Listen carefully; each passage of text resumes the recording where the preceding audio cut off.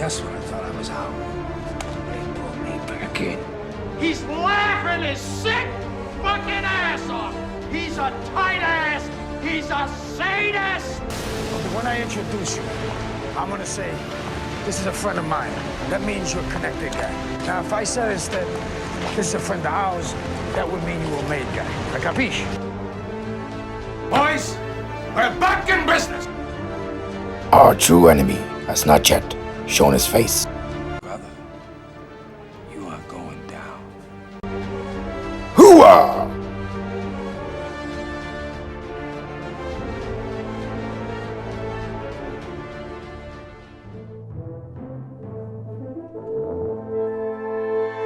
And that you are guilty of attempting to bribe an officer of the law. Dumb dick. Silly, stupid cop. I offer you the keys to a kingdom, and you tell me you're an officer of the law. I am the law. Me, I want Dick Tracy dead. Hi all and welcome back to my Al Pacino retrospective review series, Season 2, Episode 3, baby. On today's episode we're covering the very colorful 1990 comic book adaptation of Dick Tracy, directed by and starring Warren Beatty as the titular character. Featuring a fantastic cast of supporting actors including, of course, Al Pacino as the scene-stealing big boy Caprice, and also with people like Madonna, Mandy Patinkin, Paul Sorvino, James Caan, Adel Ross, Charles Durning, Dick Van Dyke, William Forshythe, Henry Silva, and Dustin Hoffman, just to name a couple. There's even a few more. I think there's even a cameo by Kathy Bates in this. Fantastic cast, and well, not to get too far ahead of ourselves, but a pretty darn good film if you ask me. Anyway, after the juggernaut success that was 1989's, Tim Burton's Batman, this comic book adaptation film, on top of an already impressive budget of about $49 million estimated, it also got a $50 million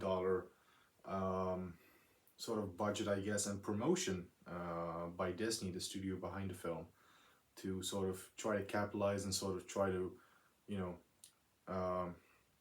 copy that success that the Caped Crusader had the year before.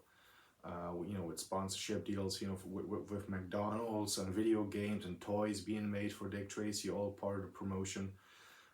So all in all, it was a very costly production. So did this pay off? Was this as successful as the Caped Crusaders adventure just the year before? Well, that's what we are going to be taking a look at today. So without any further ado, here's my review for 1990's Dick Tracy. The plot of the movie goes as follows. Based off of the comic book series created by Chester Gould, Dick Tracy, played by Warren Beatty, is one of the toughest and the best police officer for the city. He is currently on the hunt for the biggest crime boss named Big Boy Caprice, played by Al Pacino, who recently killed off the former crime boss Lips Manless, played by Paul Sorvino. Now Big Boy is rallying up all of the criminals in the city who are not only trying to make the city bow to Big Boy's wishes, but to eliminate Tracy, their only huge competition. However, Tracy is facing a whole lot of issues, as he's trying to not only track down Big Boy, but to keep his girlfriend Tess Trueheart, played by Glenn Heatley, take care of a nameless orphan, played by Charlie Cosmo, and dodge a seductive club dancer named Breathless Mahoney, played by Madonna, and a mysterious gangster named Blank.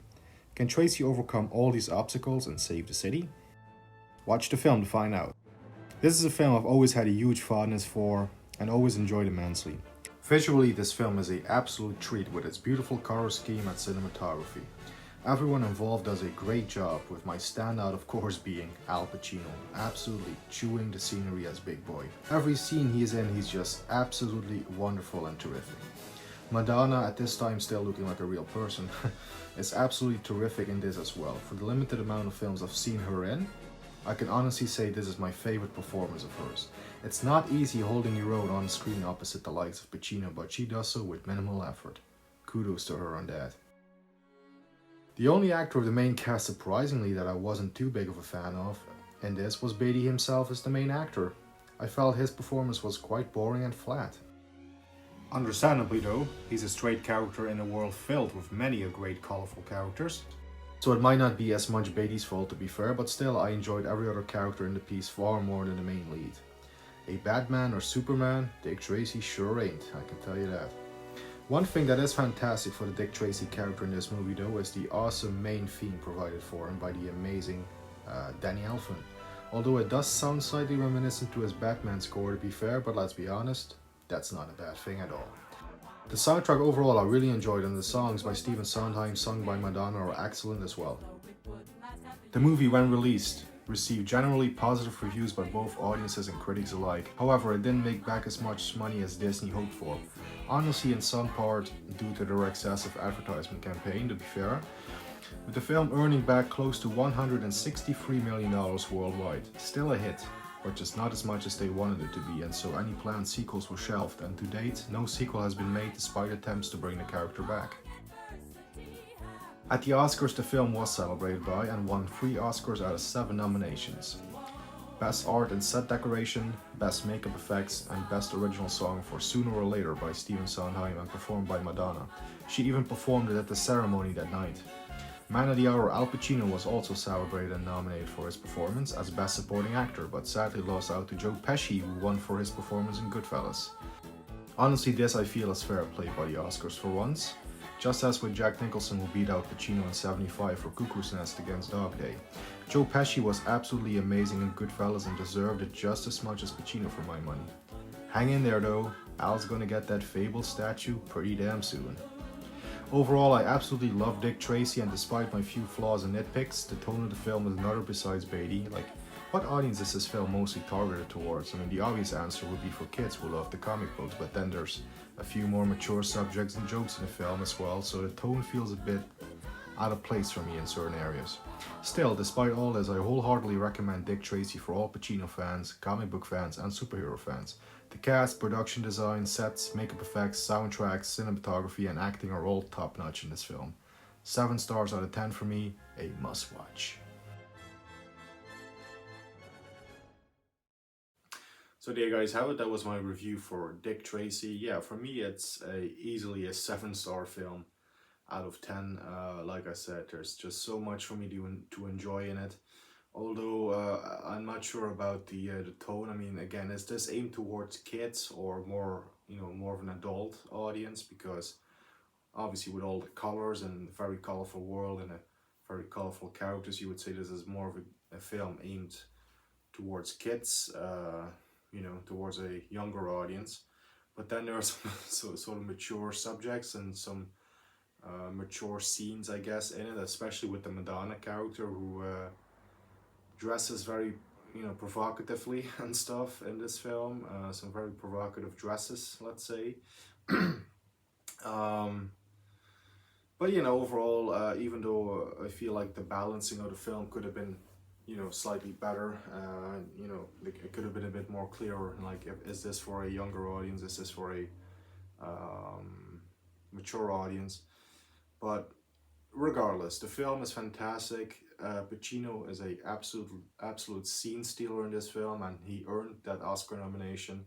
He's absolutely fantastic in it. But like I said, he lost out on the Oscar to Joe Pesci for Goodfellas, which, again, just like with, when he lost out to Jack Nicholson for One Flew Over the Cuckoo's Nest, I can get behind this one. This is, would I still have liked to see Pacino win? Yeah, of course. I'm a Pacino fan.